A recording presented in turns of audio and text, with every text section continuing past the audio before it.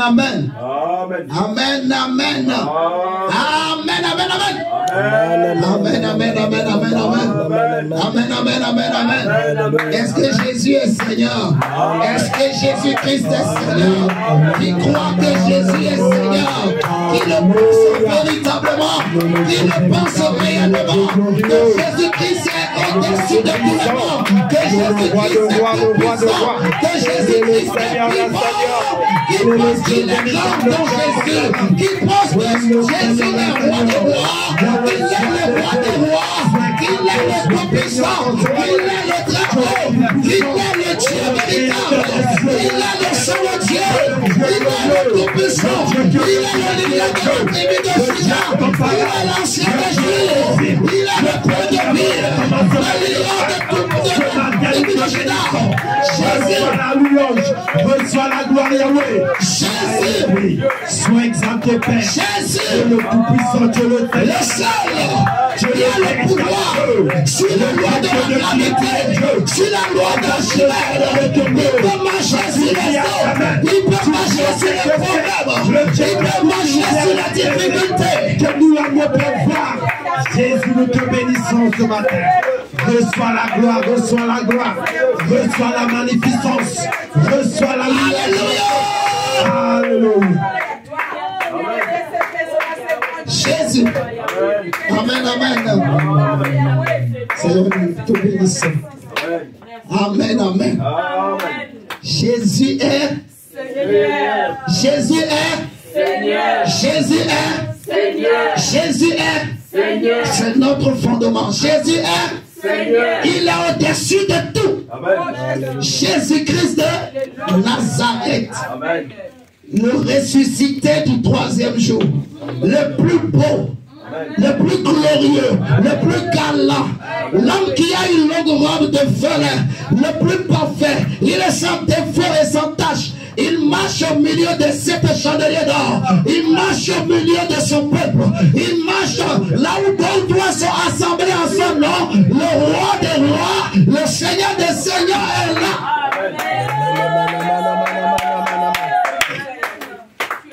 Seigneur, merci. Nous bénissons le nom de Dieu. Nous allons prendre nos Bibles. Nous allons partager sur un thème ce matin qui s'intitule « Veillez attentivement sur vos âmes ». C'est le thème. On va continuer l'enseignement sur les 7 églises dans la semaine, par la grâce de Dieu. Mais ce matin, nous allons voir un autre thème. Dieu va nous faire du bien également. Veillez attentivement sur vos âmes. Alléluia. Et pour introduire le thème, nous allons prendre comme test, comme premier test, Deutéronome chapitre 4, le verset 10. On va commencer à partir du verset 10. On peut aller peut-être jusqu'au verset 24, mais on va voir. Deutéronome chapitre 4, verset 10. La Bible nous dit ceci. Deutéronome chapitre 4. Ici, c'est le prophète Moïse qui parle au peuple. Mais pour nous aujourd'hui, on va dire c'est Dieu qui nous parle. Deutéronome chapitre 4 à partir du verset 10. Je lis la parole du Seigneur. Souviens-toi du jour où tu te présentas devant l'Éternel ton Dieu à Horeb, lorsque l'Éternel me dit, assemble près de moi le peuple, je veux leur parler. Je veux leur faire entendre mes paroles, afin qu'ils apprennent à me craindre tout le temps qu'ils vivront sur la terre, et afin qu'ils les enseignent à leurs enfants. Vous vous approchâtes et vous vous tîntes au pied de la montagne. La montagne était embrasée et les flammes s'élevaient jusqu'au milieu du ciel. Il y avait des ténèbres, des nuées, de l'obscurité. Et lorsque vous parlâtes du milieu du feu, excusez-moi, et l'Éternel vous parla du milieu du feu, vous entendîtes le son des paroles, mais vous ne vîtes point de figure. Amen. Vous n'entendîtes qu'une voix. Alléluia. il publia son alliance qu'il vous ordonna d'observer, les 10 commandements, et il les écrivit sur 2 tables de pierre. En ce temps-là, l'Éternel me commanda de vous enseigner des lois et des ordonnances, afin que vous les mettiez en pratique dans le pays dont vous allez prendre possession. Puisque vous n'avez vu aucune figure le jour où l'Éternel vous parla du milieu du feu à Horeb, veillez attentivement sur vos âmes. Et c'est là que le thème est tiré. Verset 15. Puisque vous n'avez vu aucune figure le jour où l'Éternel vous parla du milieu du feu à Horeb, veillez attentivement sur vos âmes, de peur que vous ne vous corrompiez et que vous ne vous fassiez une image taillée, une représentation de quelque idole, la figure d'un homme ou d'une femme, la figure d'un animal qui soit sur la terre, la figure d'un oiseau qui vole dans les cieux, la figure d'une bête qui rampe sur le sol, la figure d'un poisson qui vive dans les eaux au-dessous de la terre. Veille sur ton âme, de peur que levant tes yeux vers le ciel et voyant le soleil, la lune et les étoiles, toute l'armée des cieux, tu ne sois entraîné à te prosterner en leur présence et à leur rendre un culte. Ce sont des choses que l'Éternel ton Dieu a données en partage à tous les peuples sous le ciel tout entier. Amen. Amen. On va même s'arrêter là. Mais vous pouvez continuer jusqu'au verset 24 si vous voulez, chez vous à la maison. Ici, on nous dit que veille sur ton âme, veille attentivement sur ton âme, de peur de faire une représentation de Dieu. En fait, de regarder des choses qui impressionnent les hommes sur la terre, comme le soleil, la lune, les étoiles, la pluie, le vent qui souffle, ainsi de suite, et de t'imaginer que ton Dieu est l'un de ces choses en réalité. Dieu n'a pas de comparable, Dieu n'a pas de semblable, on ne peut pas le comparer ni à un soleil, il est plus grand que le soleil que nous voyons, on ne peut pas le comparer justement aux étoiles, il a créé toutes ces choses. Et j'aime cette parole qui dit que ton Dieu a donné en partage à tous les peuples sous le ciel tout entier ces choses. Tu vois, Dieu l'a donné, ce n'est pas seulement pour les blancs, les jaunes, ainsi de suite, mais c'est à tous les peuples. Alléluia. Amen. Dieu a donné les choses sur la terre à tous les peuples, les choses sous le soleil, c'est-à-dire la vie, le souffle de vie, le soleil, c'est-à-dire les fruits, tu vois, les plantes, les arbres, toutes ces choses, Dieu l'a donné en partage à tous les hommes. Dieu l'a donné à toi aussi. C'est-à-dire, tu peux profiter. En fait, tu peux jouir de la vie. Vous voyez? Je ne sais pas si vous me comprenez. Il y a des hommes qui peuvent vivre sur la terre, mais ils n'arrivent pas à profiter, à jouir des choses que Dieu a créées. Alléluia. Parce que justement, il y a peut-être quelqu'un dans un coin qui s'est levé, qui a décidé, qui a envoûté, qui a aveuglé. Mais nous prions ce matin au nom de Jésus. Parce que la Bible dit que Dieu l'a donné en partage à tous les hommes. Que là où on t'avait fermé les portes, pour que tu puisses jouir pleinement de ce que Dieu t'a donné aussi en partage, nous prions que ces portes de ce matin s'ouvrent au nom de Jésus, sous l'onction de Dieu, que Dieu t'introduise, que tu puisses profiter au nom de Jésus. Que là où Dieu t'a établi, que tu profites de ce que Dieu donne aux hommes en partage. Le soleil qui se lève, la lune qui se lève, les étoiles qui se lèvent, la pluie qui tombe. Amen. Mon frère, ma soeur, c'est la bénédiction. Ce que Dieu a donné à tous les peuples en partage. Alléluia. Dieu va te combler au nom de Jésus. Bon, c'était juste une parenthèse. Notre message, on dit veillez attentivement sur vos âmes. Je dirais que le mot veiller, ça veut dire simplement porter une attention, donc stricte, une attention avec vigilance sur quelque chose. Vous voyez?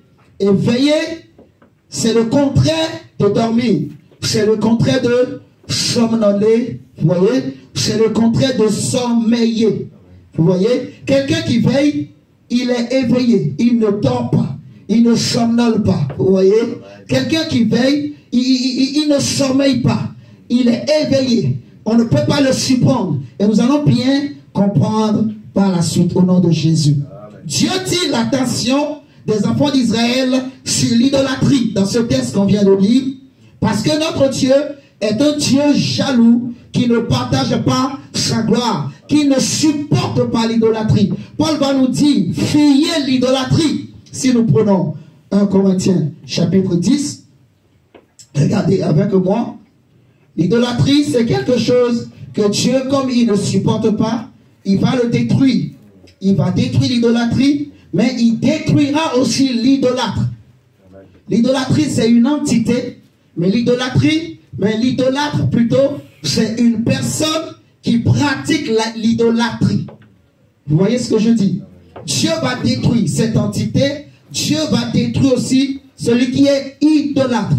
Et d'après ce qu'on a lu, quelqu'un peut être idolâtre du soleil, de la lune, des étoiles. Quelqu'un peut être idolâtre d'un oiseau. Vous voyez? En fait, l'idolâtrie, c'est le fait de créer une image et de se dire que cette image est un Dieu. En fait, de rendre un culte à cette image, de vénérer cette image, vous voyez, d'adresser des prières à cette image. C'est ça l'idolâtrie.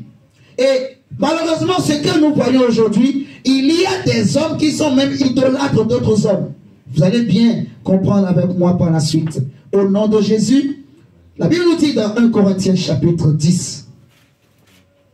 1 Corinthiens chapitre 10. Seigneur, merci. Le verset 14. Paul dit, c'est pourquoi mes bien-aimés, fuyez quoi? Fuyez l'idolâtrie. Je parle comme à des hommes intelligents. Jugez vous-même ce que je dis. La coupe de bénédiction que nous bénissons, n'est-elle pas la communion au sang de Christ? Nous allons lire jusqu'au verset 22. Verset, tu peux m'aider s'il te plaît? Jusqu'au verset 22. Donc, 1 Corinthiens chapitre 10, verset 14 au verset 22. On va te donner le micro. S'il te plaît. Comme ça, tout le monde entend. Oh. Merci, Jacques. Lisons la parole de Dieu. Amen.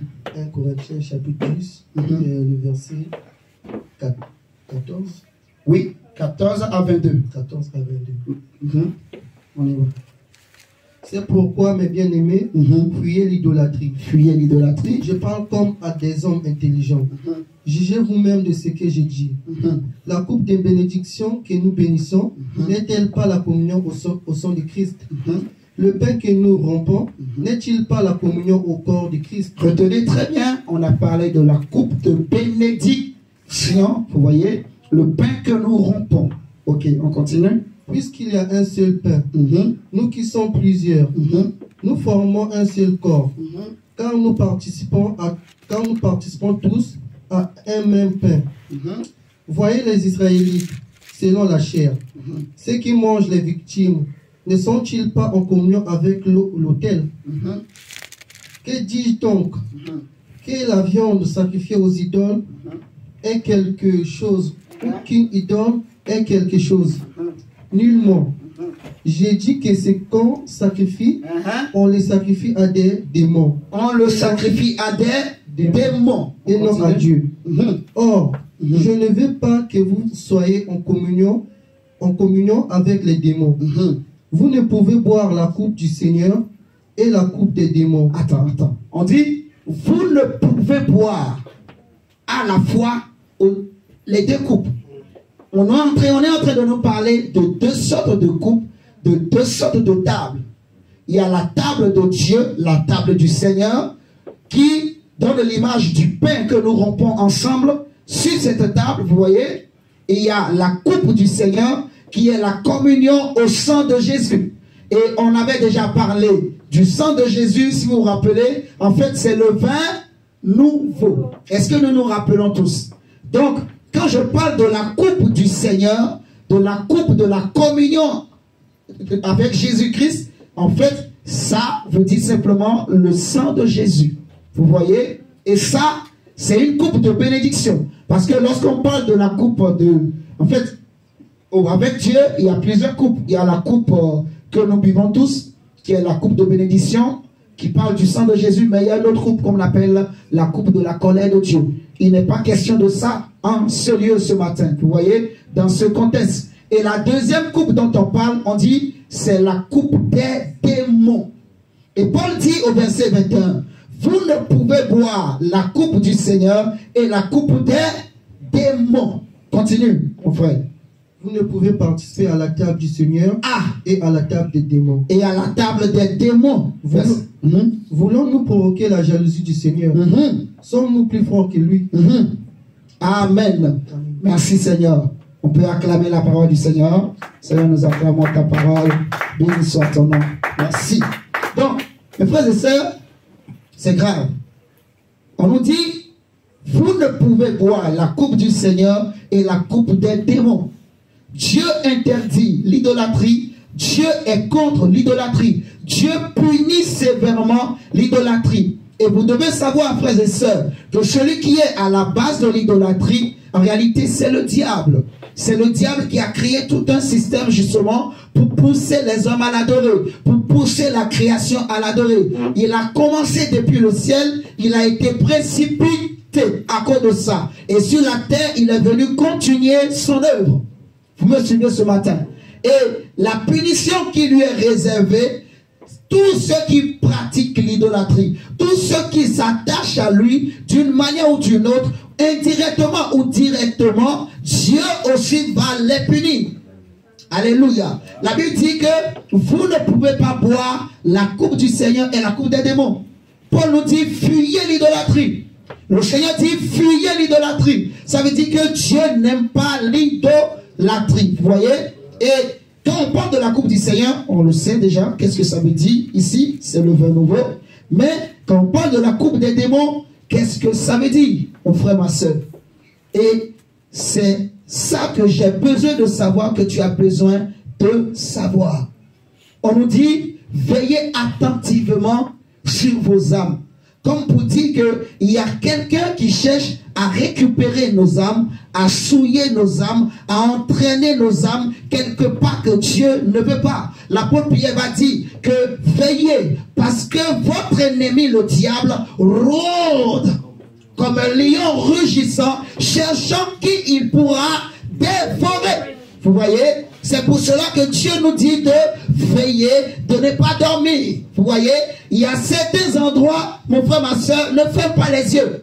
Il y a certains milieux, quand tu es là, ne ferme pas les yeux, tu vois. Je te donne un exemple. Si on te prend, on te dit attends dans un hall, et dans cette hall là on a mis des lions autour, et les lions sont en train de rugir. Je crois que même si tu avais sommeil, le sommeil lui-même va partir. Donc imagine que le monde où tu es en train de vivre, toi et moi nous sommes là, imagine qu'il y a des lions, mais ce n'est pas des vrais lions. En fait la Bible dit qu'il rugit comme un lion. Vous voyez, il rôde comme un lion. Donc il n'est pas un lion, mais il prend l'apparence d'un lion, et ils sont en train de rôder, et tout ce qu'ils cherchent, c'est juste que tu commettes une faute, que je commette une faute, et ils vont sauter pour dévorer. Jésus a dit que le volant ne vient que pour voler, égorger et... Voilà.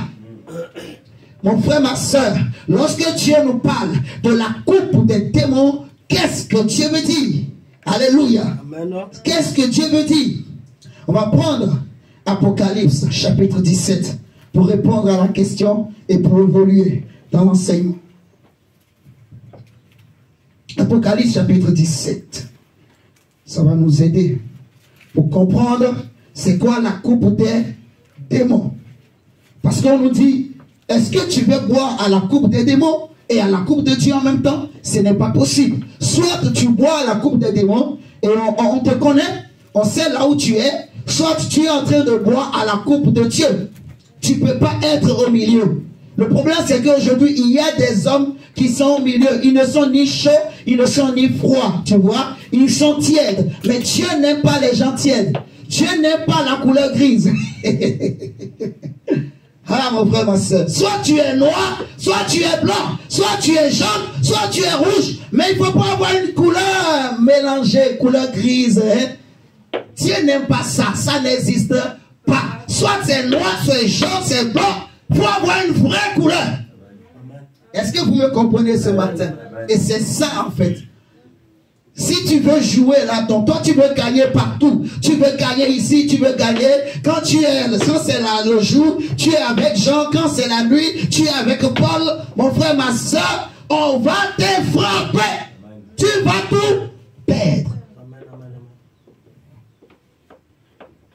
Regardez avec moi, Apocalypse 17, le verset 1. On va demander à un autre lecteur ou lectrice de nous faire la lecture. Mon diable, tu vas nous faire la lecture s'il te plaît. On a beaucoup de lecteurs et lectrices ici là. Apocalypse 17, le verset, à partir du verset 1. Ça va être une longue lecture. Et après on prendra aussi Apocalypse 13. Mais lisons d'abord Apocalypse 17 pour bien comprendre. On y va, on va. Lisons la parole de Dieu dans Apocalypse 17 à partir du premier verset. Puis un des 7 anges qui tenait les 7 coupes vient. Et il m'adressa la parole en disant, viens, je te montrerai le jugement de la grande prostituée qui est assise sur la grande eau. Sur les grandes eaux. C'est avec elle que les rois de la terre se sont livrés à l'impudicité. C'est avec elle que les rois de la terre se sont livrés à quoi? À l'impudicité. Et c'est du vin que les habitants de la terre se sont enivrés. C'est du vin de son impudicité que les habitants de la terre se sont enivrés. Vous voyez? Donc, de la même manière que quand on parle de la coupe du Seigneur, on veut parler du vin de Dieu. Quand on parle aussi de la coupe des démons, on veut parler aussi d'un vin. Mais ce vin-là, c'est quoi? C'est vrai que quand on avait prêché sur le vin nouveau, on avait expliqué un peu c'était quoi l'ancien vin. Vous voyez, si vous vous rappelez bien. Maintenant, ici, on nous donne encore des détails. On y va, mon diable. Et il me transporta en esprit dans un désert, et je vis une femme assise sur une bête écarlate. Pleine de noms de blasphèmes, ayant 7 têtes et 10 cornes. 7 têtes et 10 cornes. Cette femme était vêtue de pourpre et d'écarlate, et parée d'or, de pierres précieuses et des perles. Elle tenait dans sa main une coupe d'or remplie d'abominations et d'impuretés. Et des impuretés de sa prostitution. Sur son front était écrit un nom, un mystère, Babylone la grande, la mère des impudiques et des abominations de la terre. Et je vis cette femme ivre du sang des saints et du sang des témoins de Jésus. Et en la voyant, je fus saisi d'un grand étonnement. Attends, on va déjà s'arrêter là d'abord. Mon frère, ma soeur, ce qui m'a dérangé dans ce texte, surtout dérangé, c'est que la Bible nous dit que cette femme-là, qui tenait la coupe des démons dans sa main, en fait, elle était ivre du sang des saints et des témoins de Jésus. Mon frère, ma soeur, ça me dérange, ça m'inquiète, ça me révolte, ça m'interpelle, vous voyez? Parce que ici, en fait, Dieu nous dit, l'ange va parler à l'apôtre Jean. Il va dire, viens, je vais te montrer, en fait, le jugement de la grande prostituée. Vous voyez? C'est la parole de Dieu qui le dit comme ça. Donc, excusez-moi, permettez-moi de le dire comme ça. Vous voyez? Le jugement de la grande prostituée.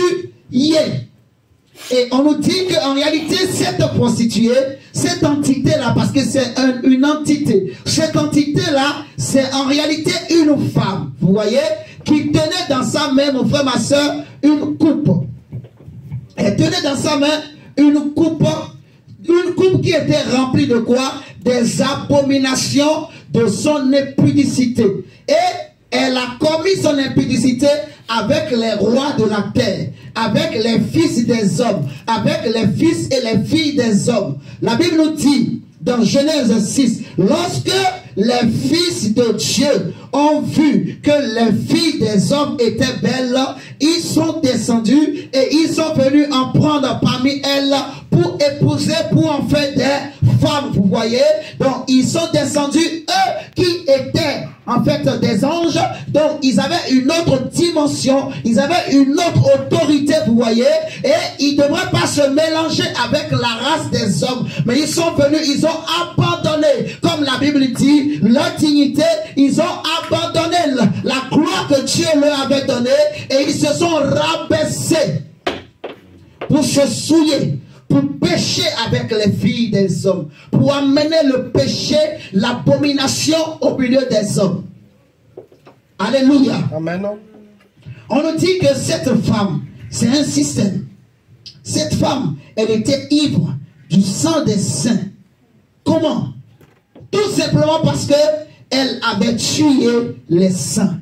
Cette femme, c'est une entité en réalité qui tue les saints de Dieu, qui tue les témoins de Jésus. Et si vous vous rappelez, quand on avait parlé de cette église, on a parlé de l'église de Smyrne, mais après, église de Thyatire. Et laquelle des églises, Dieu va lui reprocher que tu laisses cette femme Jézabel? Thyatire, mon diable. Ok, on est tous d'accord. Dieu va lui dire que ce que j'ai contre toi, c'est que tu as abandonné cette femme qui se dit prophétesse, Jézabel, séduit mes serviteurs et les poussait à manger des viandes sacrifiées aux idoles et à se livrer à l'impudicité. Est-ce que nous sommes en train de comprendre? Donc, en réalité, cette femme qu'on nous montre dans Apocalypse 17, en fait, c'est la même entité aujourd'hui. Vous comprenez? Qui travaillent ensemble. Comme j'avais expliqué, Jézabel, en réalité, c'est un esprit qui n'aime pas la cohabitation. Vous voyez? Dans le sens où elle ne supporte pas que quelqu'un d'autre soit élevé en sa présence. Il faut que ce soit seulement son Akab qui soit élevé. Est-ce que tu me suis ce matin? Là où il y a l'esprit de cette femme, là où il y a cette entité-là, elle va tout faire pour tuer tous les vrais prophètes, pour tuer tous ceux qui ont l'onction de Dieu, pour tuer toutes ces hommes et ces femmes qui ont l'appel de Dieu, afin qu'elles puissent élever son Akab. Alléluia. Dis son Akab. Son Akab. Ah, mon frère, ma soeur. Cette entité, mon frère Oscar, elle n'aime pas des hommes comme toi. Tu vois?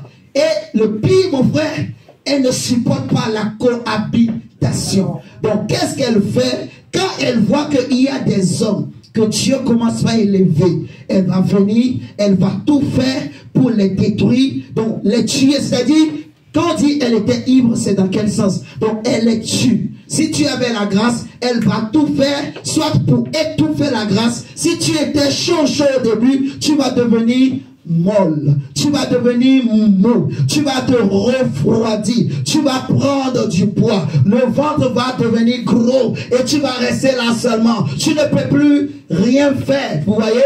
Imagine un homme qui était un boxeur, on le voit même aujourd'hui, des anciens footballeurs, mais quand tu les regardes, comme les Ronaldinho, Ronaldo, tout ça là, aujourd'hui ils ont des gros ventres, donc il n'a plus la même endurance, tu vois. Pourtant, la grâce est là, le foot est dans le pied, mais donne-lui un ballon. Un petit peut les mettre KO là, tu vois. Donc aujourd'hui, quand les petits les voient, c'est les anciens, on les respecte. Mais si on met Ronaldo et un petit Mbappé à côté, Mbappé va les... tu comprends? Parce que Mbappé, le ventre n'est pas encore arrivé. La graisse n'est pas là. Mbappé est encore jeune. Tu es d'accord avec moi? Eh bien, c'est ça. Cette entité-là, elle n'aime pas les Mbappé.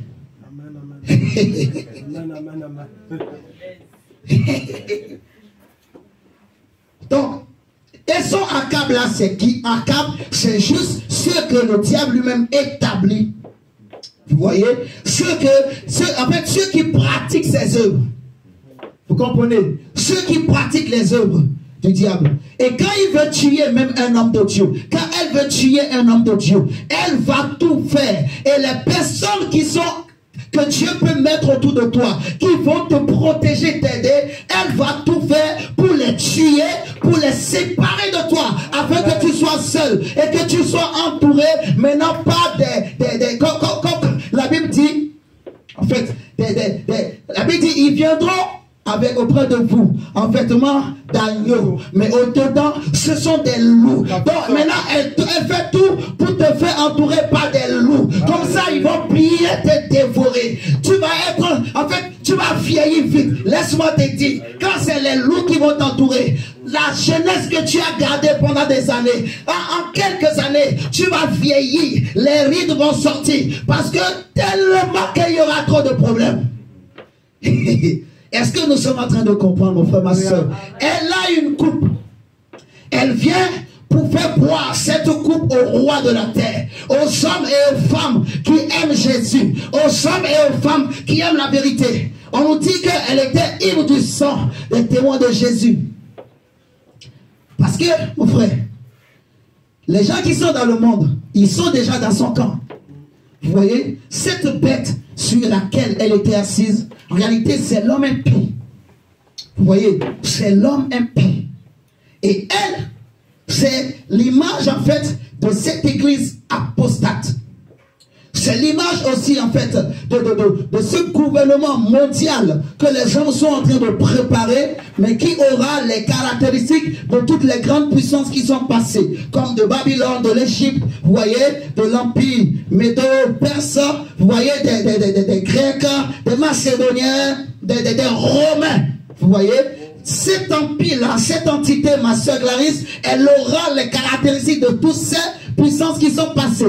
Vous comprenez ce matin?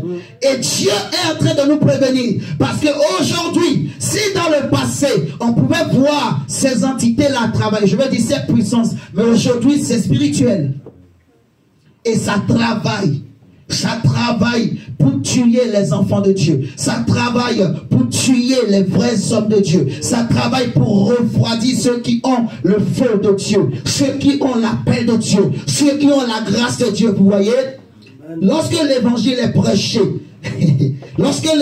prêché, la Bible nous dit, Paul va dire aux Corinthiens que lorsque je suis arrivé chez vous, je n'ai pas eu la pensée de connaître autre chose que Jésus-Christ et Jésus-Christ crucifié. Et ma parole et ma prédication ne reposaient pas sur des discours persuasifs des hommes, mais sur une démonstration d'esprit et de puissance.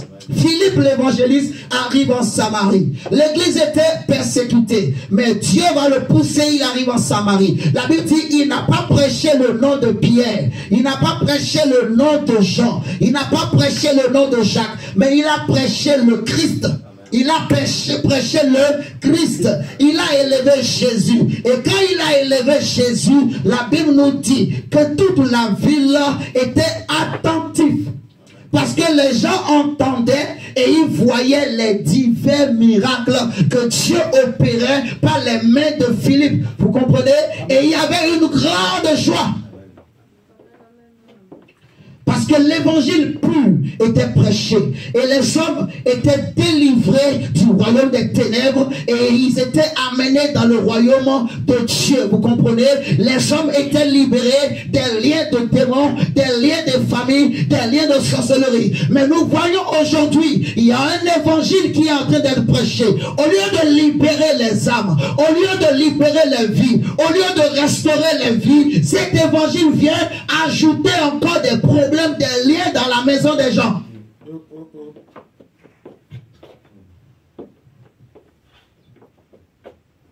Tu viens à l'église parce que tu dis je veux avoir la paix, je cherche la joie, je cherche la vie. Mais quand tu viens, on te donne encore des soucis, on te donne encore des problèmes. Tu étais bien avec ta femme, tu étais bien avec ton mari, tu étais bien avec tes enfants, mais tu viens à l'église. Comment ça se fait que depuis que tu pries dans cette église, toi et ton frère, ça ne va plus, toi et ta femme, ça ne va plus, toi et ton mari, ça ne va plus?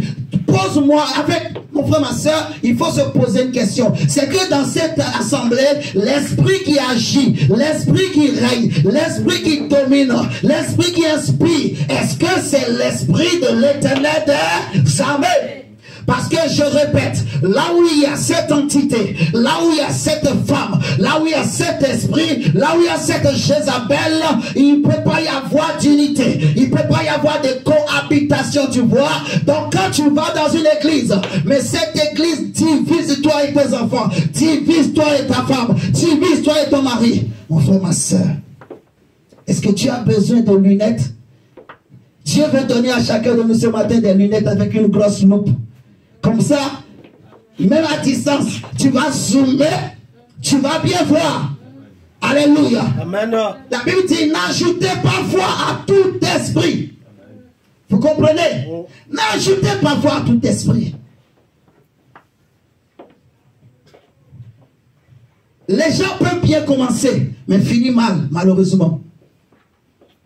Et dans les choses de Dieu, il n'y a pas de sentiments. Il n'y a pas de, oh non, tu vois, c'est mon ami, c'est mon frère, c'est ma soeur. On a déjà vu ça dimanche. Ça, c'est le sable, c'est la chair, toutes ces choses. Ça ne sauve pas, ça détruit. Vous me comprenez ce matin? Cette femme, comment se fait-il que aujourd'hui dans beaucoup d'églises, elle est rentrée?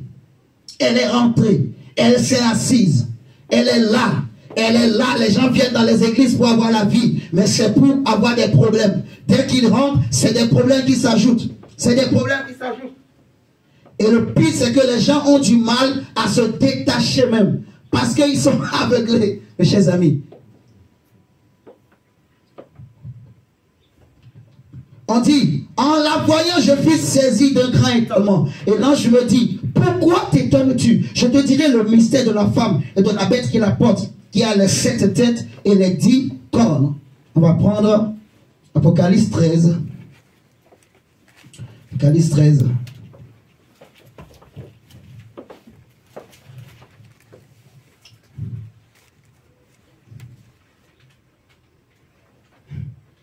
Puis je vis, à partir du verset 1, puis je vis monter de la mer une bête qui avait 10 cornes et 7 têtes. Et sur ses cornes 10 diadèmes. Et sur ses têtes des noms de blasphème. La bête que je vis était semblable à un léopard. Ses pieds étaient comme ceux d'un ours et sa gueule comme une gueule de lion. Le dragon lui donna sa puissance et son trône et une grande autorité. Et je vis l'une de ses têtes comme blessée à mort. De sa blessure mortelle fut guérie. La Bible dit que et toute la terre était dans l'admiration derrière la bête. Et ils adoraient le dragon parce qu'il avait donné l'autorité à la bête. Ils adoraient la bête en disant qui est semblable à la bête et qui peut combattre contre elle. Prenons le verset 11. On dit, puis je vis monter de la mer une autre bête. Alléluia. Tout à l'heure, on a dit la bête, elle était montée de la mer. Mais ici, au verset 11, on dit, je vis monter une bête de la terre. Est-ce que vous me suivez? On dit, puis je vis monter de la terre une autre bête qui avait 2 cornes semblables à celles d'un agneau et qui parlait comme un dragon. Mon frère, ma soeur, suis-moi très bien ce matin. La bête qui monte de la terre, elle avait que 2 cornes. Mais elle était semblable à quoi? À un agneau. Est-ce qu'on me suit ce matin? Amen. Elle était semblable à quoi? À un agneau. On dit, et qui parlait comme un dragon. Donc, en apparence, c'est un agneau, mais à l'intérieur, c'est un dragon.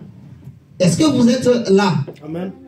En apparence, c'est un agneau, mais à l'intérieur, c'est un dragon. Elle exerçait toute l'autorité de la première bête en sa présence et elle faisait que la terre et ses habitants adoraient comment? La première bête dont la blessure mortelle avait été guérie. On dit que la deuxième bête, elle faisait en sorte que les habitants de la terre adoraient la première bête qui montait de la mer.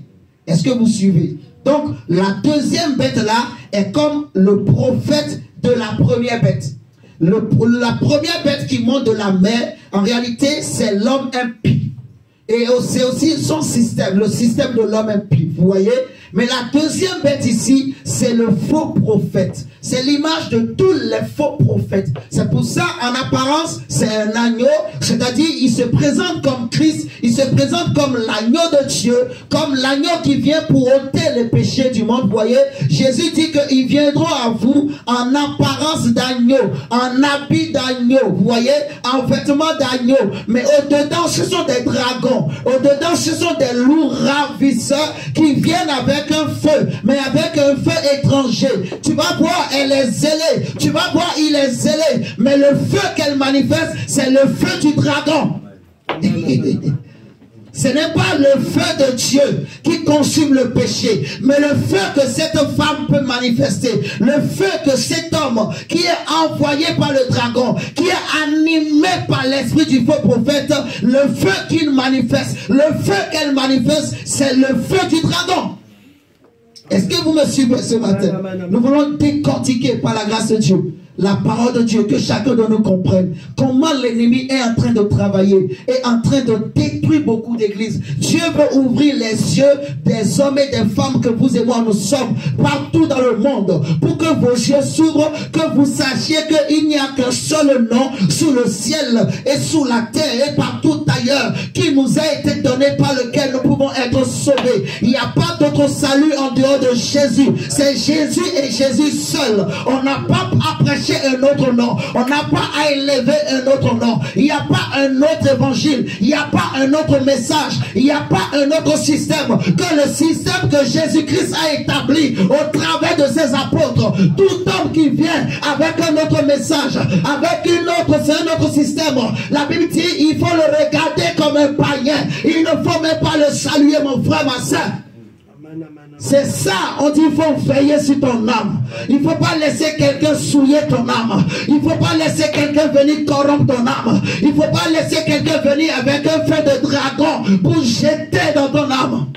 Lorsque les fils d'Aaron, Nadab et Abihu, ils ont emmené le feu étranger, le feu du dragon, dans la présence de Dieu, la Bible dit il y a un feu, mais là ce n'est pas le feu du dragon, le vrai feu, le véritable feu, le feu qui ne s'éteint jamais, le feu qui consume le feu qui consume les dragons, le feu qui consume les lions. Un feu qu'on n'a pas allumé est sorti de la présence de Dieu, et ce feu a détruit, et le feu de Nadab et Abihu et le feu qu'ils ont amené, mais ce feu les a aussi tués. Remarquez avec moi que Nadab et Abihu, c'était pas des païens, c'était pas n'importe qui, c'était les fils d'Aaron, c'était des sacrificateurs qui étaient établis par Dieu lui-même. Alléluia. Amen. Mais malheureusement, ils ont amené le feu du dragon dans la présence de Dieu, ils ont amené le feu étranger, ils ont amené la présence du dragon. Et Dieu ne supporte pas. Dieu ne supporte pas l'idolâtrie. Parce que celui qui amène le feu étranger, il est en train d'amener l'idolâtrie. Amen. Tu es en train de comprendre, Asia. Et il y en a beaucoup aujourd'hui. Beaucoup de chrétiens qui sont tombés dans ce genre de pièges. Tu vois mon frère, ils sont tombés dans ces pièges. Il y en a qui amènent... Oh Jesus. On dit... Elle exerçait toute l'autorité de la première bête. En la présence de la première bête. Elle faisait que la terre et ses habitants adoraient la première bête. C'est fort. C'est pour ça on dit veille. Et on va bien expliquer les choses tout à l'heure. On dit adorer la première bête dont la blessure mortelle avait été guérie. Verset 13. Elle opérait de grands prodiges, même jusqu'à faire descendre quoi? Du feu du ciel sur la terre. Mais ce n'est pas un vrai feu. Vous êtes en train de comprendre. C'est ce qu'on appelle le feu du dragon. Parce que le dragon a un feu. Le dragon crache du... Vous savez ça, non? On dit au point de faire descendre du feu. Nadab et Abihu, c'était de vrais sacrificateurs, c'était de vrais prophètes, c'était de vrais hommes de Dieu que Dieu lui-même a établi. Moïse les a oints suivant la recommandation de l'Éternel lui-même. Mais ils ont amené le feu du dragon. Vous voyez, le diable, cette femme a tout fait. Elle s'est dit non, mais Aaron, toi, tu ne peux pas servir Dieu et tes deux enfants aussi servent Dieu en même temps à côté de toi. Non, je ne peux pas supporter. Il faut que je fasse quelque chose pour détruire ta famille. Il faut que je fasse quelque chose pour nuire à ta famille. Elle a réfléchi. Comment je peux faire? Il faut que je pousse. Elle s'est dit, je vais pousser Nadab et Abihu, les deux fils d'Aaron qui étaient dans la sacrificature. Je vais les pousser à les mener à un feu étranger. Nadab et Abihu, Dieu avait interdit d'amener un feu étranger. Mais comme ils étaient sacrificateurs, ils ont cru qu'on pouvait jouer avec Dieu. Ils ont pensé que l'œuvre de Dieu, c'est un amusement. On ne reçoit pas le ministère ensemble. Vous me suivez ce soir, ce matin. Ce n'est pas parce que je prêche que ma femme aussi peut faire tout ce que je fais. Attention, ce n'est pas parce que la femme, elle a un ministère que automatiquement le mari aussi a le même ministère. Attention, est-ce que vous me suivez ce matin? Est-ce que vous comprenez ce matin? Nadab et Abihu, ils sont frères, mais vous n'êtes pas ministres ensemble. Alléluia. Si Nadab dit viens on va aller, Abihu pouvait le réveiller. Si Abihu dit viens on va aller prendre le feu étranger, Nadab pouvait le réveiller. Mais malheureusement, Nadab a dit, Abihu a avalé. Comme Adam et Ève. Ève a dit, prends et mange. Adam aussi s'est laissé faire. Adam n'a pas veillé. Donc, si je veille, je peux me sauver, mais je sauve aussi ma famille. Je sauve aussi mon prochain. Vous voyez, si je veille, que je sois un chrétien vigilant, que je sois un chrétien éveillé, un chrétien qui ne se laisse pas emporter à tout vent de doctrine, un chrétien qui ne se laisse pas manipuler. Noir c'est noir, blanc c'est blanc, tu es gris, mets-toi de côté, je ne connais pas ta couleur. Est-ce que tu comprends avec moi? Dis avec moi, noir c'est noir, et blanc c'est blanc. Si tu es gris, dis-le bien, si tu es gris, je te mets de côté. Je te mets de côté. Je te mets de côté. Dieu te met de côté, ce n'est même pas moi. Dieu va te mettre de côté.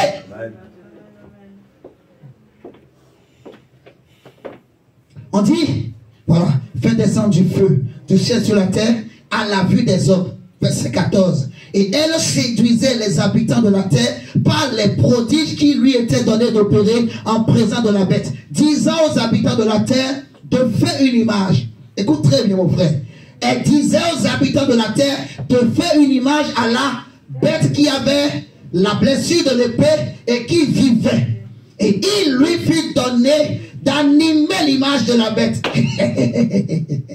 Oh my God. Ah, Dieu est puissant. Il fut donné au faux prophète, à la bête qui monte de la terre, d'animer l'image de la première bête. Vous voyez? Il lui fut donné, il a demandé aux hommes, faites une image de la première bête. Dieu n'aime pas l'idolâtrie. Et ils savent, dans le quartier général du diable, que si on veut détruire les hommes, il faut amener l'idolâtrie coûte que coûte. Vous me comprenez ce matin? Donc, ce que Dieu n'aime pas, c'est ce qu'eux, ils poussent les hommes à faire. En fait, quand toi et moi, nous sommes dans nos maisons, tu es assis avec ta femme ou avec ton mari ou tes enfants. Laisse-moi te dire que dans le monde du diable, eux aussi, ils font des réunions et ils se posent des questions sur ta vie. Ils se demandent comment on peut faire pour avoir le diacalé. Comment on peut faire pour avoir le frère Oscar. Comment on peut faire pour faire tomber ces petits danciens. Parce que depuis qu'il a donné sa vie à Jésus, on n'arrive plus à la voir. Il échappe à nos filets. Il échappe au calcul des esprits de nos familles. Tu comprends? Les sorciers de ta famille, sache qu'ils font des réunions. Et ils s'entraident même entre eux. Ils peuvent aller demander de l'aide aux sorciers de ton village. Ils peuvent même aller demander de l'aide aux sorciers de ton quartier. S'ils n'arrivent pas, ils peuvent même monter jusqu'à leur chef pour aller demander le secours. Parce que sache que ce que cette femme veut, ce n'est pas le sang des païens. Il sait que les païens sont dans son camp, mais c'est le sang des saints et des enfants de Dieu. Dis, mon frère, je vais te dire que ton sang, il a du goût. Le diable veut ton sang. Il veut goûter ton sang. Parce que ton sang a la vie. Ton sang a Jésus en toi. Ton sang a la vie de Dieu. Ton sang a l'onction de Dieu. Tu vois, même Eliezer était mort. Comment il s'appelle? Élisée était mort. Mais dans ses os, il y avait toujours l'onction. Parce que l'onction traverse les os. L'onction pénètre même dans les entrailles. Là où tu ne peux pas imaginer. C'est pour cela que même quand tu es en train de prendre ta douche, les sorciers ne peuvent pas t'attaquer. garder parce que l'onction de Dieu est sur toi. L'onction t'environne. L'onction n'est pas attachée seulement aux vêtements, mais ça pénètre même dans les os, même dans les tombeaux. Les sorciers ne peuvent pas toucher ton corps. Les sorciers ne peuvent pas toucher à ta chair. Le sable où ta chair va pourrir, ils ne pourront pas toucher. Parce que l'onction va protéger, l'onction va garder. La Bible nous dit, le diable a voulu prendre le corps de Moïse, mais Dieu va envoyer l'ange Gabriel, l'ange Michael plutôt, et il est venu disputer le corps. Dis-moi, un corps mort, un corps qui est poussière, c'est-à-dire Dieu, il s'attache même au corps de ses enfants, au corps de ceux qui sont morts en Jésus-Christ de Nazareth. C'est-à-dire que même dans ton tombeau, il y a un ange qui va veiller. Même les gens qui vont dans les cimetières pour aller pratiquer les œuvres des ténèbres, ils ne peuvent pas toucher au tombeau d'un vrai enfant de Dieu, d'un vrai chrétien, au nom de Jésus, parce qu'il y a l'onction. Amen, amen, amen, amen. Ce qu'ils veulent, c'est les saints. Ils veulent tout faire pour que tu tombes. Et comme ça, ils vont récupérer. Ils vont prendre. Vous voyez, on nous dit, cette femme, cette deuxième bête, elle va demander aux habitants de la terre, mon frère Diacre, elle va leur demander de faire une image à la bête qui avait la blessure de l'épée et qui vivait. Donc la première bête, verset 15, on nous dit, il lui fut donné d'animer l'image de la bête, afin que l'image de la bête parle. Et le Saint-Esprit m'a révélé quelque chose. Ne voyez-vous pas qu'aujourd'hui, il y a beaucoup d'images qui parlent? Dans le passé, il y a 200 ans, il y a 300 ans, il n'y avait pas la technologie, il n'y avait pas la téléphonie en tout cas, il n'y avait pas Internet, il n'y avait pas l'imagerie. Je suis informaticien, j'ai fait une thèse de doctorat en traitement d'image. Bon, c'est mon domaine. Mais ces choses n'existaient pas il y a quelques années. Vous comprenez? Ces choses n'existaient pas il y a 100, je ne sais pas, 200 ans au moins, pour aller encore plus loin. Vous voyez? Les gens, c'était des livres, des parchemins. Aujourd'hui même, je me pose la question. Nous, les chrétiens, pour méditer maintenant, il y en a des chrétiens, sans leur téléphone, ils ne peuvent pas lire la Bible. Vous voyez? Ils sont attachés au téléphone. Et malheureusement, aujourd'hui, dans les vidéos que tu vois, sache, mon frère, ma soeur, qu'une vidéo, c'est des images animées. Tu vois? Là où tu es, on peut prendre une photo de toi. Toi, tu ne parles pas, tu ne rigoles pas. Mais donne à un informaticien qui s'est fait prêter des images. Il va faire parler ton image. Il va faire parler tes yeux. C'est-à-dire, toi, tes yeux ne clignotent pas. Mais il va faire parler tes yeux. Donc, il va clignoter tes yeux à ta place. Et le monde ne peut pas savoir que c'est une image qui a été manipulée, troquée. C'est-à-dire, la technologie aujourd'hui, elle a atteint un niveau où on est capable, ma soeur Clarisse, de travailler ton image, de te faire dire des choses que tu n'as pas dit. Et de te faire avaler des choses que tu ne voulais pas. Regardez, à cause de cette image que le monde a commencé par animer, cet esprit a poussé les hommes à atteindre ces niveaux. C'est bien, Internet nous aide aussi pour prêcher l'évangile, pour toucher d'autres personnes, vous voyez, qui sont loin, qui sont à distance. Mais regardez l'autre côté, combien cet esprit est en train de détruire les gens. C'est-à-dire, au travers d'Internet aujourd'hui, les hommes apprennent à tromper leurs femmes. Au travers d'Internet, les femmes apprennent comment tromper leur mari pour que ça soit ni vu, ni connu. Aujourd'hui, au travers d'Internet, on voit les enfants qui apprennent comment voler les parents, comment tuer même un parent. On apprend même sur Internet comment tuer. Est-ce que vous êtes en train de comprendre? À cause d'Internet, la nudité a été banalisée. Même les gens qui sont dans des villages où la télé n'est jamais arrivée, mais aujourd'hui, ils peuvent voir des nudités. Ils peuvent voir des choses abominables au travers d'Internet. Même quelqu'un qui est dans un village, tu prends un pygmée qui est dans le village le plus reculé du Gabon. Excusez-moi, je suis en train de prêcher l'évangile. Tu lui demandes, est-ce que tu connais Barack Obama? Il va te dire oui. S'il ne connaît pas, c'est que vraiment, c'est que il faut que l'évangile aille jusqu'à là-bas.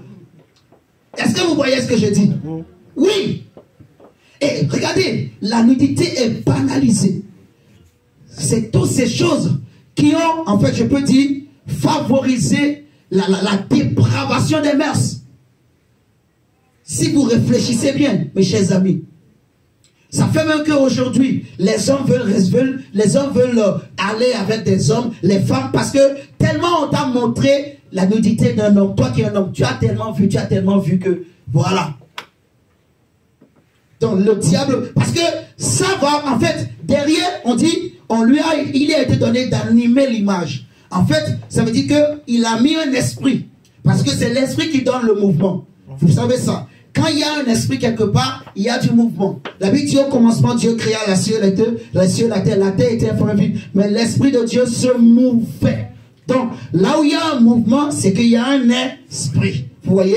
Et on dit, il lui a été donné d'animer. Donc, de mettre du mouvement dans l'image. Vous voyez? Donc, derrière ces images, il y a des esprits.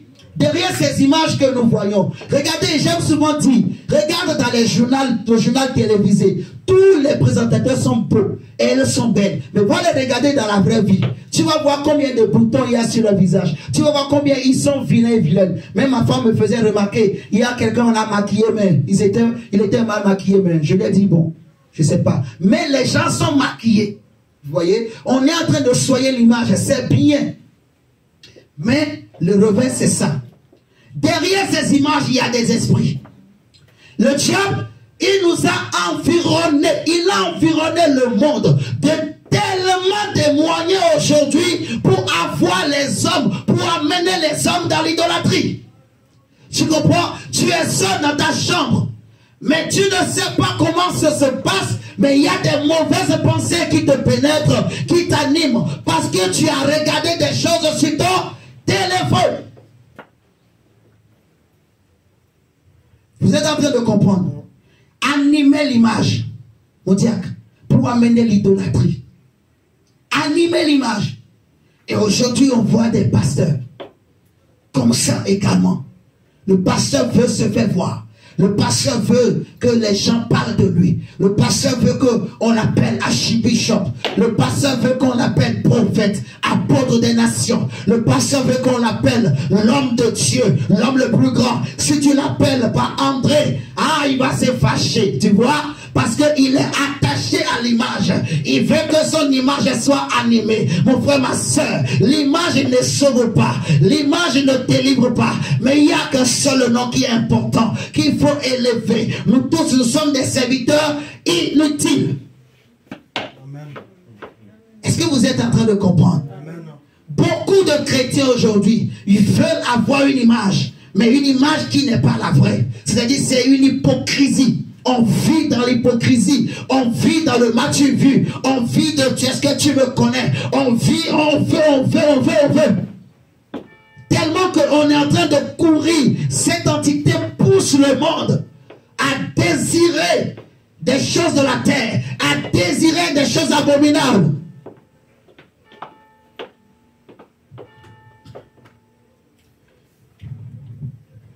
Jésus revient pour chercher son église.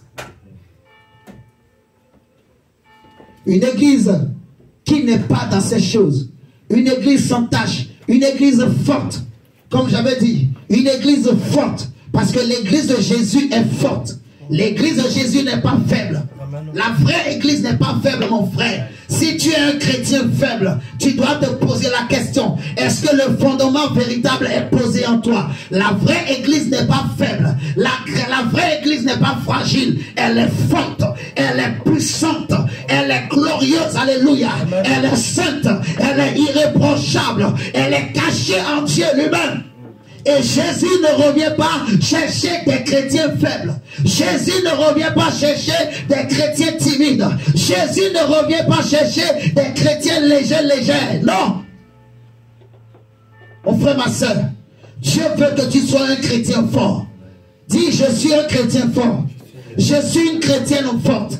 Je suis fort. Je suis fort. Je refuse d'être faible. Je refuse d'être faible. Oui, mon frère, ma soeur. Hier, on était faible sans Jésus. Mais comment aujourd'hui nous avons Jésus, mais nous allons aussi rester faibles, manipulés toujours par les hommes, entraînés toujours par les hommes. C'est les hommes qui nous dictent, qui dictent notre vie. C'est quand les hommes disent aller à gauche que nous allons à gauche. Quand les hommes disent aller à droite, nous allons à droite. C'est fini ces choses. Nous voulons suivre Jésus. Nous voulons obéir à Jésus. Seigneur, merci. On va prendre 2 Chroniques. 2 Chroniques, verset 19. Verset 4 à 7. 2 Chroniques, verset 19, verset 4 à 7. 2 Chroniques 19 plutôt. 2 Chroniques 19, verset 4 à 7. La Bible dit ceci. Josaphat resta à Jérusalem. Puis il fit encore une tournée parmi le peuple depuis Beer-Sheba jusqu'à la montagne d'Éphraïm. Et il les ramena à l'Éternel, le Dieu de leur père. Il établit des juges dans toutes les villes fortes du pays de Juda, dans chaque ville. Et il dit aux juges, et c'est ça qu'il faut bien retenir, mon frère, ma soeur, ce que le roi Josaphat dit. Prenez garde à ce que vous ferez, car ce n'est pas pour des hommes que vous prononcerez des jugements. C'est pour l'Éternel qui sera près de vous quand vous les prononcerez. Verset 7. Maintenant, que la crainte de l'Éternel soit sur vous. Que la crainte de l'Éternel soit sur vous. Veillez sur vos actes. Alléluia. Car il n'y a chez l'Éternel, notre Dieu, ni quoi? Iniquité, ni égard pour l'apparence des personnes, ni acceptation des présents. Mon frère, c'est fort. Nous allons relire le verset 7. Il dit, maintenant que la crainte de l'Éternel soit sur vous. Veillez sur vos actes. Veillez sur vos conduites. Veillez sur vos comportements. Veillez sur vos paroles. Car il n'y a chez l'Éternel notre Dieu ni iniquité, ni égard pour l'apparence des personnes, ni acceptation de présent. Parce que les hommes s'arrêtent seulement sur l'iniquité.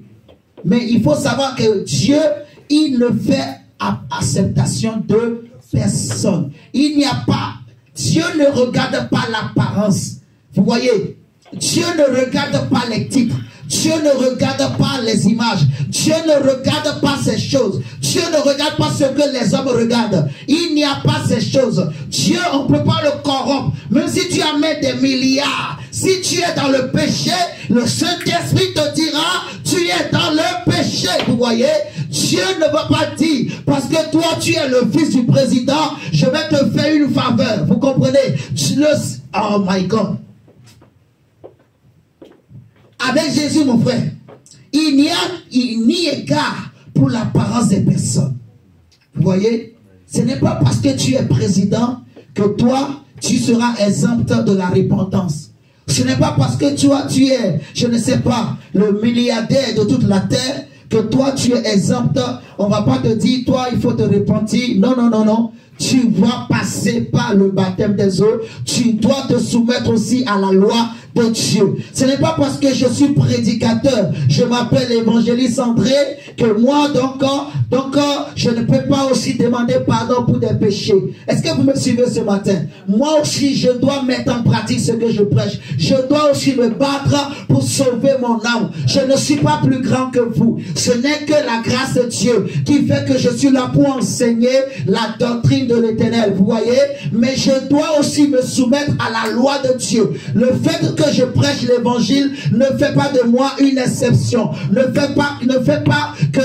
signifie pas que moi Dieu va m'agréer plus que vous. C'est pas la vérité. C'est un mensonge ça. Vous comprenez? Si je suis un prédicateur qui ne se sanctifie pas, qui ne craint pas Dieu, qui ne craint pas Dieu, qui ne fuit pas le péché, Dieu va vous agréer. Mais moi je vais prêcher, mais il va me rejeter. Vous comprenez? Dieu, parce qu'il veut sauver ce peuple, il peut m'utiliser même si je vis dans le péché. Mais moi-même, il va me rejeter. C'est pour ça Paul va dire que je traite durement mon corps afin que je ne sois pas rejeté moi-même après avoir prêché aux autres. Vous voyez? Donc, avec Dieu, il n'y a pas d'égard aux apparences des personnes. Dieu ne regarde pas parce que je suis bien habillé, que je suis élancé, que je suis petit, alors je suis spécial. Non, la place que Dieu t'a réservée, il va te donner cette place. Mais si tu pêches de la même manière qu'il a rejeté les autres, il est capable aussi de te rejeter. La Bible dit, si Dieu, il n'a pas épargné son propre fils, mais qui es-tu, toi et moi, pour que Dieu nous épargne? Qui es-tu, toi et moi? Dieu n'a pas épargné Moïse. Dieu, mon frère, on joue avec Dieu. Dieu n'est pas ton copain. Dis avec moi, Dieu n'est pas mon copain. Il est mon ami, mais il n'est pas mon copain. Il n'est pas mon copain. On ne joue pas avec Dieu. Faut jamais te dire parce que, voilà, là, on dit la grâce est trompeuse. Faut pas, ça a coupé mon diable. Oh Dieu, on va continuer. Seigneur, merci. Je bénis ton nom. Saint-Esprit, merci. Regardez avec moi, mes frères et sœurs. Je vais faire un résumé. Et nous allons voir. Donc, je vais dire qu'une église qui veille, c'est une église qui ne peut pas manquer d'huile. Vous voyez? Parce que, on va voir, si vous regardez l'histoire des 10 vierges, les 5 folles n'avaient pas pris de l'huile en réserve, mais les 5 sages ont pris de l'huile. Et à la fin de l'histoire, Jésus va dire, veillez. Vous voyez? Veillez. Donc, une église, un chrétien qui veille, il ne peut pas manquer d'huile. Alléluia. Un chrétien qui veille, en fait, il ne sera pas surprise par la venue de Jésus. Il ne va pas être surpris par l'enlèvement. Parce que s'il veille, il sera tout le temps prêt. Vous voyez? Il va garder sa robe blanche. Il va vivre dans la crainte de Dieu. Comme on a lu dans 2 Chroniques 19. Il va marcher dans la crainte de Dieu. Dans ses actes, dans sa conduite, dans ses comportements. Il va vivre dans la crainte de Dieu. Vous voyez? Un chrétien qui veille également, une église qui veille, c'est une église qui ne tombera pas dans les pièges du système de l'homme impie, du système de cette femme, de cette Jézabel, tu vois. Parce que même si Élie a fui, mais Élie n'est pas mort. Élie est quand même rentré dans la gloire de Dieu. Vous voyez, Élie a fui Jézabel parce que Élie ne voulait pas aussi qu'elle le tue. Vous voyez, Élie a fui, mais malgré qu'il a fui quand même, il est rentré dans la gloire de Dieu. Vous me suivez ce matin? Donc, la Bible dit, fuyez l'impudicité, comme Joseph a fui. Et là, il est question de l'impudicité. Mais ici, l'impudicité, c'est l'image du péché que les hommes commettent avec cette femme. Vous voyez, des pasteurs qui vont avec des sœurs, des chantres avec des chantres. Les gens viennent chanter, mais les deux sont dans l'impudicité. Vous voyez, il se passe beaucoup de choses dans les églises, mes frères et sœurs. On voit des pasteurs qui sont dans, voilà, dans les bêtises, dans l'homosexualité, ainsi de suite, tout ce que vous connaissez. Vous voyez, il y a des gens qui se masturbent. Tout ça, c'est favorisé par Internet. Des jeunes, même des écoliers, des jeunes, un prince d'Asia. Voilà, Internet, les amis, les gens tombent dans les pièges. Vous voyez? Donc, s'il n'y avait pas ces choses, je me dis qu'il y a beaucoup de gens, leur vie allait être encore mieux qu'aujourd'hui. Parce que ces choses, ce que les hommes ne savent pas, ça crée des liens dans la vie de l'homme. Vous voyez, ça donne des droits à ses esprits. Sachez que ces images sont animées. Sachez que les images d'idolâtrie sont animées. Et quand un pasteur devient un objet d'idolâtrie, parce qu'aujourd'hui on le voit aussi dans les églises, des pasteurs qui sont devenus des dieux pour des chrétiens, des pasteurs qui ont pris la place de Dieu. Et quand le pasteur prend la place de Dieu, il devient ton idole. Donc sache que tu es possédé par ce pasteur. Tu as besoin qu'on te fasse une délivrance. C'est ce que ça veut dire. C'est maintenant une image animée. Il est devenu ton image animée. Alors qu'on ne doit pas avoir, la Bible dit que Jésus est l'image invisible du Dieu invisible. Si tu cherches une image à regarder, regarde à Jésus. Regarde à Jésus crucifié à la croix de Golgotha. Lui, il a l'esprit de Dieu qui l'anime, qui est un bon esprit, qui va t'amener davantage à la crainte de Dieu. Je vais avancer, je vais dire. Donc, celui qui marche dans le chrétien qui veille, il ne va pas tomber dans les pièges. Et c'est un chrétien qui va prier en tout temps, qui va veiller aussi contre les excès. Vous voyez, Jésus va dire, par exemple, dans Luc 21, si nous prenons Luc 21, Seigneur, merci pour la grâce de Dieu. Luc chapitre 21, le verset 32 nous dit ceci. Luc 21. Luc 21, verset 32, il est écrit. Je vous le dis en vérité, cette génération ne passera point que tout cela n'arrive. Le ciel et la terre passeront, mais mes paroles ne passeront point. Prenez garde à vous-même de craindre que vos cœurs ne s'apesantissent par les excès du manger et du boire et par les soucis de la vie. Et que ce jour ne vienne sur vous à l'improviste plutôt. Vous voyez? Donc, prenez garde à vous-même, verset 34, de craindre que vos cœurs ne s'apesantissent par les excès du manger et du boire et par les soucis de la vie. Donc, le chrétien qui veille, il ne va pas tomber dans les excès. Vous voyez, les excès dans tous les domaines. Si c'est un chrétien qui veille, il ne peut pas tomber dans les excès. Parce que Dieu va toujours l'interpeller. Celui qui veille, il entendra Dieu quand Dieu parle. Donc, le chrétien qui veille, il ne va pas aussi se priver de la grâce de Dieu. Comme Simon, le magicien, bien qu'il était devenu chrétien, mais parce que son cœur était rempli de méchanceté, de mal, Dieu, il va être privé de la grâce de Dieu.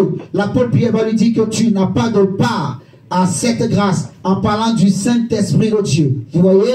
Donc, on a beaucoup d'images que je peux donner, comme Marie et Joseph, qui justement, ils sont partis à Jérusalem avec l'enfant Jésus, mais par manque de vigilance, ils ont perdu l'enfant. L'enfant leur a échappé. Il a échappé à leur vigilance, vous voyez, parce qu'ils étaient distraits. Donc, le contraire de la vigilance, le contraire de celui qui veille, c'est celui qui dort. C'est celui qui somnole, qui sommeille. C'est aussi celui qui est distrait. Vous comprenez? Donc, on peut donner comme exemple Marie et Joseph. On peut parler aussi de David. David, dans 2 Samuel chapitre 11, on nous dit que prenons 2 Samuel 11. Cette histoire me marque. Cette histoire me parle beaucoup. L'histoire de David. Ce grand roi que Dieu a aimé. Mais cette bêtise qu'il a fait, le fait qu'il a manqué de vigilance, les conséquences que cela a apporté dans sa famille, dans sa propre vie et dans sa famille, même sur ses enfants, il va perdre 2 enfants adultes, 2 princes, comme ça à cause de ses erreurs. 2 Samuel chapitre 11, on va lire du verset 1 à 4. 2 Samuel 11. Seigneur, merci. La Bible dit, verset 1 à 4. L'année suivante, au temps où les rois se mettaient en campagne, David envoya Joab avec ses serviteurs et tout Israël pour détruire les fils d'Ammon et pour assiéger Rabat. Mais David resta à Jérusalem. C'était le temps où les rois se mettaient en campagne. C'est-à-dire que où ils se levaient pour aller en guerre. David est un guerrier. C'est un homme de guerre. C'est un grand guerrier. La grâce qui était sur David, c'est de gagner les guerres. Vous voyez, Dieu a fait de David un grand guerrier. Sa force, c'était aussi la guerre. Ce qu'il savait bien faire, c'est la guerre. La guerre de l'Éternel, bien sûr. Vous voyez, protéger Israël, combattre les ennemis de l'Éternel, et Dieu était avec lui. Dieu n'a pas appelé David pour rester à la maison, pour s'asseoir, pour se promener. Vous voyez? Or, pendant que lui-même, il va envoyer mon diacre, il a envoyé les autres pour aller faire la guerre. Mais lui-même, il va rester à la maison pour faire ce que Dieu ne l'a jamais appelé faire. La Bible dit, il va envoyer Joab aller combattre. Mais lui-même, il est resté pour se reposer. Vous voyez? Pour se reposer.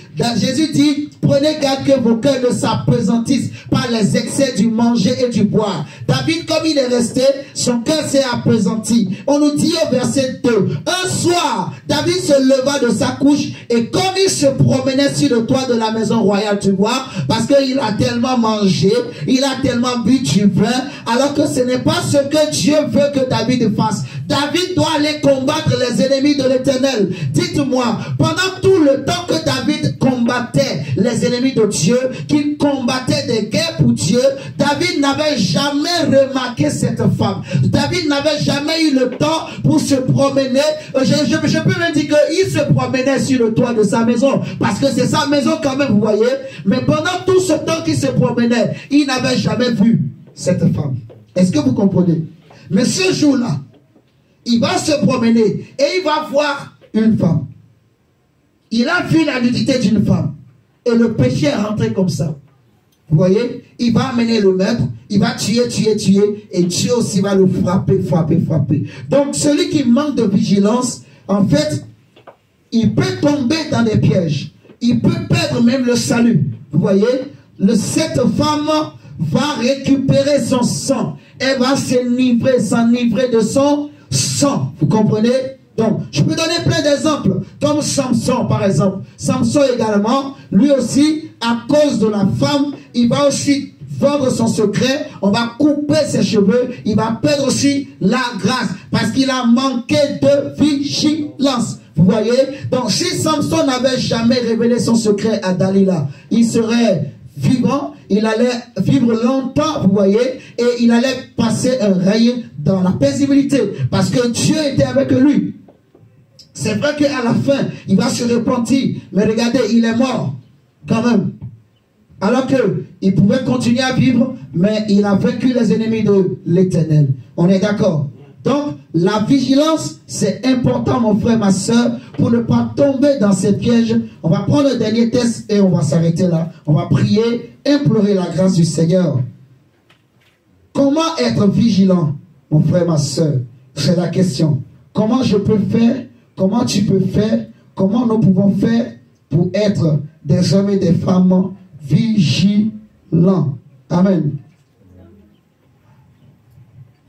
Comment nous allons faire pour être vigilants, Seigneur? Seigneur, merci. Comment faire pour être vigilant?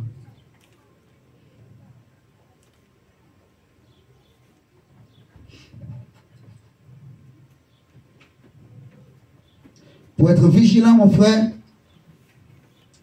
il faut garder la foi.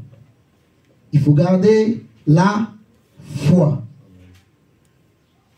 Il faut garder la foi. Il faut rester dans les commandements de Dieu. On va prendre 2 Timothée et on va s'arrêter là.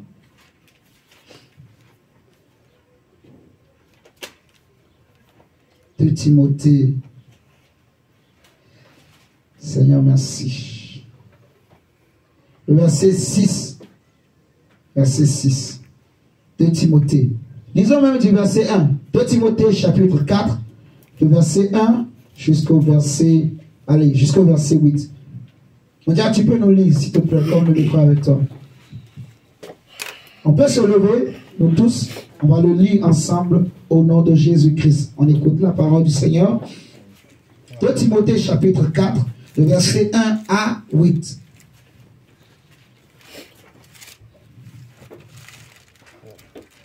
De Timothée 4.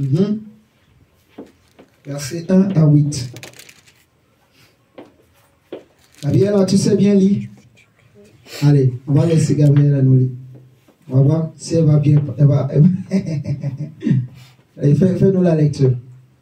Je te conjure devant Dieu et devant Jésus-Christ. Il faut lire plus fort. Et les morts, et au nom de son apparition et de son royaume.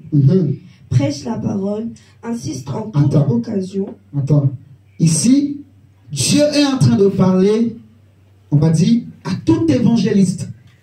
Mais tu es un évangéliste, je suis aussi un évangéliste. Est-ce que vous comprenez ce matin? Ok, on y va. Prêche la parole, insiste en toute occasion, favorable ou non.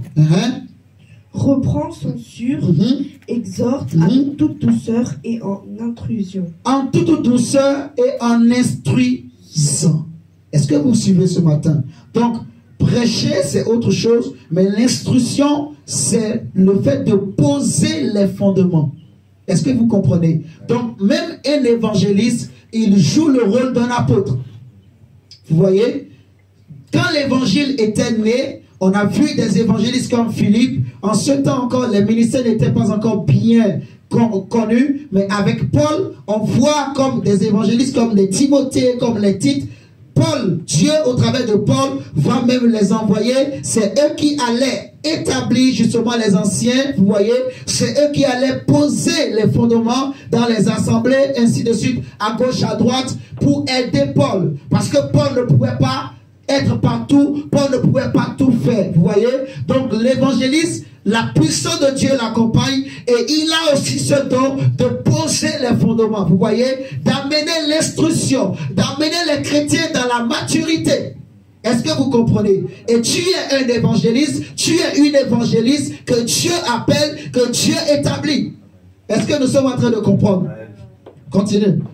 Car il viendra un temps où les hommes ne supporteront pas la saine doctrine. Et nous sommes dans ce temps, mon frère. C'est-à-dire que si tu croises des gens qui veulent te faire croire des histoires, qu'on peut même pas écouter debout. Il y a des gens, des expressions, on dit, des histoires à dormir debout là. Si quelqu'un veut te raconter une histoire à dormir debout, réveille-toi. Si lui, il est en train de dormir, toi réveille. Tu dis, frère, moi je suis réveillé. Moi je suis un chrétien.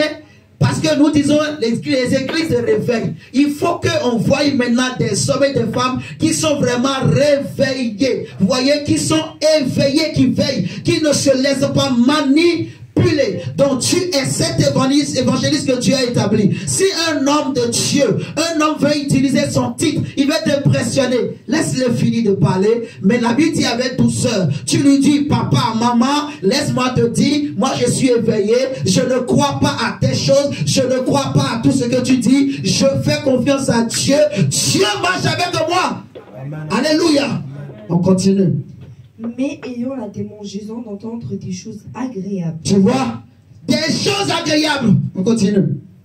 Ils se donneront une foule de docteurs selon leurs propres désirs. Détourneront l'oreille de la vérité et se tourneront vers les femmes. Mais toi, sois sobre en toutes choses. Supporte les souffrances. Supporte les souffrances. Fais l'œuvre d'un évangéliste. Fais l'œuvre d'un évangéliste. Remplis bien ton ministère. Remplis bien ton ministère. Verset 6. Car pour moi, je sais déjà de libation. Et le moment de mon départ approche. J'ai combattu le bon combat. Donc, si tu veux veiller, maintenant commence par combattre le vrai combat, le combat de la saine doctrine, le combat du vrai fondement, c'est-à-dire de la vraie foi, le combat du vrai évangile, tu vois. Combat maintenant le combat de la vraie doctrine, du vrai fondement. N'accepte plus qu'on mette des mauvais... Quand tu entends quelqu'un, il veut mettre un mauvais fondement en toi, lève-toi, dis, Seigneur, je déracine cette parole et tu sors au nom de Jésus-Christ de Nazareth. Mon frère, il n'y a plus de sentiments. Oui, on y va. J'ai achevé la course. Tu vois, j'ai achevé la course. C'est-à-dire, dans le couloir que Dieu t'a donné, mon frère, continue ta course, tu vois. Paul va dire, je ne regarde plus en arrière. Je ne regarde pas aux choses passées. Mais je fais une chose. Oubliant les choses qui sont derrière moi, je cours pour tâcher de saisir le prix de la vocation céleste. Tu vois, ce n'est plus le temps de marcher. Tu marches un peu, tu t'arrêtes, tu regardes. Non, non, non. Maintenant, concentre-toi, tu vois. Comme ça, tu ne seras pas distrait. Il faut te concentrer et tu cours dans la carrière. J'ai gardé la foi. J'ai gardé la foi. Tu vois, il faut garder la foi, il faut te battre pour garder la foi. En luttant pour le vrai fondement. N'accepte pas, ne permets à personne de venir déposer des mauvaises semences en toi. D'amener le feu du dragon dans ta maison. D'amener le feu du dragon dans ta vie. Au nom de Jésus-Christ de Nazareth. On lit le verset 8 et on va dire merci au Seigneur. Désormais, la couronne de justice m'est réservée. Le Seigneur, le juste juge, me la donnera dans ce jour-là. Et non seulement à moi, mais encore à tous ceux qui auront aimé son avènement. Son avènement. Amen. On acclame la parole du Seigneur. Et nous allons dire merci à Dieu. Je te demanderai, mon frère, ma soeur, une chose. Que tu fasses une prière à Dieu. Demande au Seigneur que le Seigneur vraiment enlève en toi tout feu de dragon, tout feu étranger. Dis Seigneur, donne-moi la force de veiller. Donne-moi les yeux éveillés, que je sois réveillé, que je sois un homme qui veille, que je ne sois pas un homme qui somnole, que je ne sois pas un homme distrait, que je ne sois pas un homme qui sommeille. Je veux être un homme qui veille, je veux être un homme vigilant, vigilant dans ma maison, vigilant dans ma vie chrétienne. Je ne veux plus écouter n'importe quoi. Dis Seigneur Dieu, je suis fatigué de prêter mes oreilles à des bêtises. Je suis fatigué de regarder des bêtises. Je veux désormais que mes oreilles soient utilisées pour entendre, écouter de vraies paroles, de vrais messages. Je ne veux plus utiliser mes yeux pour regarder des bêtises, pour regarder des conneries. Au nom de Jésus-Christ de Nazareth, élève la voix et prie.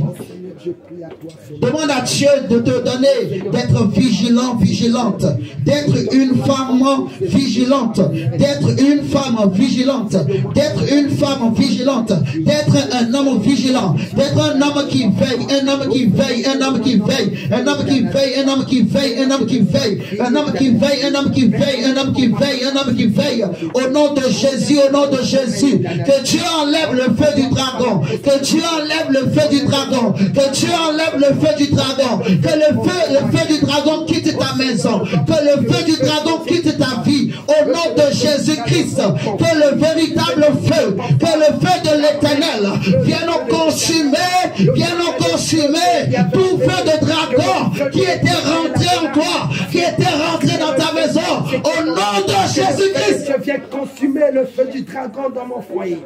Jésus, j'appelle ton feu. Seigneur, que ce matin, Adonai, que ton feu vienne consumer ta Parce que cette femme, pour réussir son coup, elle envoie le feu du dragon pour t'affaiblir, pour créer la convoitise dans l'homme, pour séduire l'homme avec son venin, avec son feu. Elle envoie le feu. Dis que Dieu remplisse tes yeux de feu, que Dieu remplisse tes yeux de feu, que Dieu te donne des lampes de feu, parce que cette femme qu'elle arrive, elle va chercher à déposer son feu en toi, au travers des yeux, au travers des paroles. Soyons éveillés, Père. Seigneur, merci. Au nom de Jésus, nous avons ainsi prié. Amen. Nous acclamons le Seigneur. Seigneur, merci. Alléluia. On peut s'asseoir, on a terminé. Donc, merci.